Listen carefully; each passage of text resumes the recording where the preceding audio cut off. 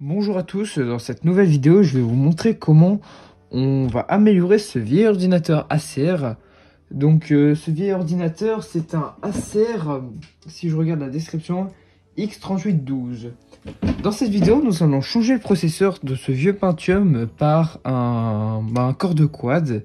Et nous allons rajouter 2 Go supplémentaires de RAM, 4 Go supplémentaires de RAM en DDR2 dans ces deux slots là que vous pouvez voir. Voilà. Donc tout d'abord, commencez par débrancher l'alimentation du processeur. C'est mieux pour manipuler. Donc ça, on l'enlève. Aussi débrancher le ventilateur, voilà. Donc ensuite, sur les vieux systèmes, c'est un socket 775. Donc ce sont des vieux sockets. Et bien, il suffit juste de pousser dans le sens de la flèche. Il y a une flèche ici, je ne sais pas si vous le verrez à la caméra. Autofocus peut-être, je ne sais pas. Donc en gros il y a une flèche à tourner, en fait il faut tourner dans le sens de la flèche. Et pour chaque on va dire chaque fixation surtout. Donc là elle est déjà tournée puisque je l'avais déjà tournée, et là aussi. Et il suffit juste de tirer comme ça, alors doucement.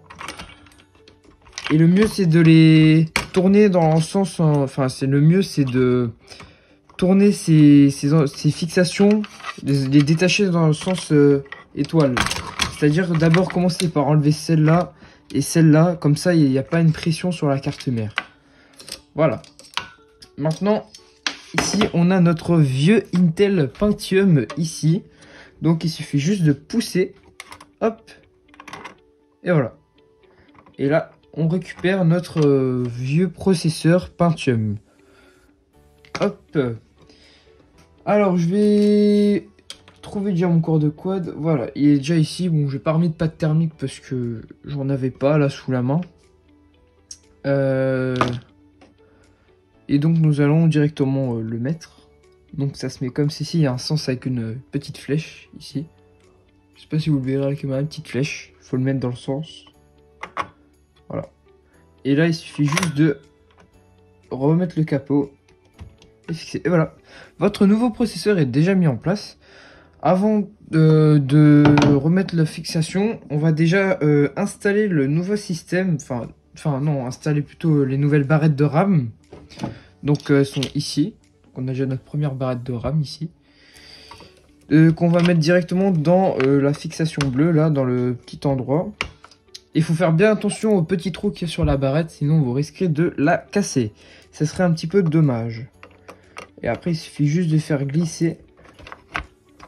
Là, c'est un petit peu compliqué, mais il faut pousser. Voilà.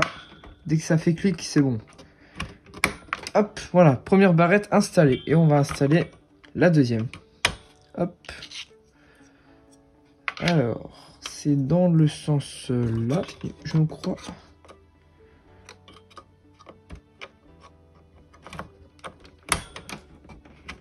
Hop, et voilà.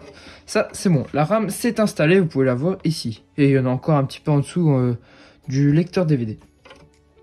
Alors, pour nous, dans cette machine, on va réinstaller le système de Intel parce que j'ai tout simplement pas d'autres ventirades sous la main actuellement.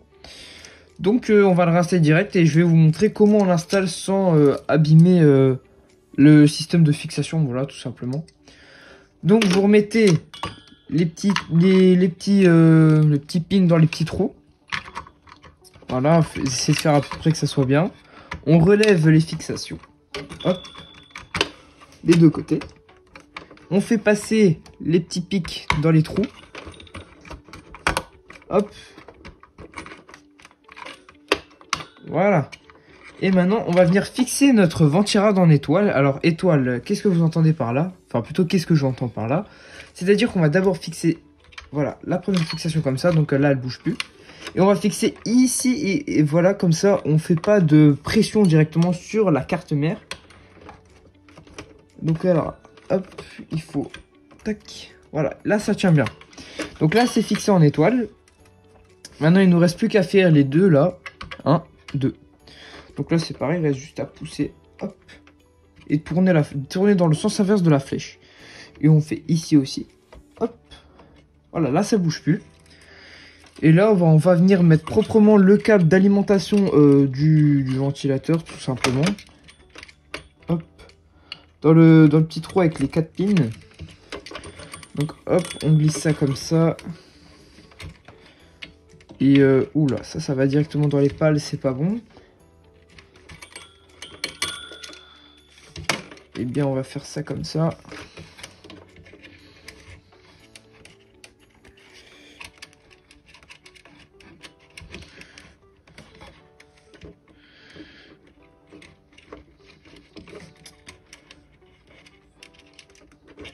Faut faire vraiment attention que ça n'arrive pas dans les pales. Sinon, ce que je fais, c'est que je le mets comme ça. Et voilà. Donc ça, c'est installé.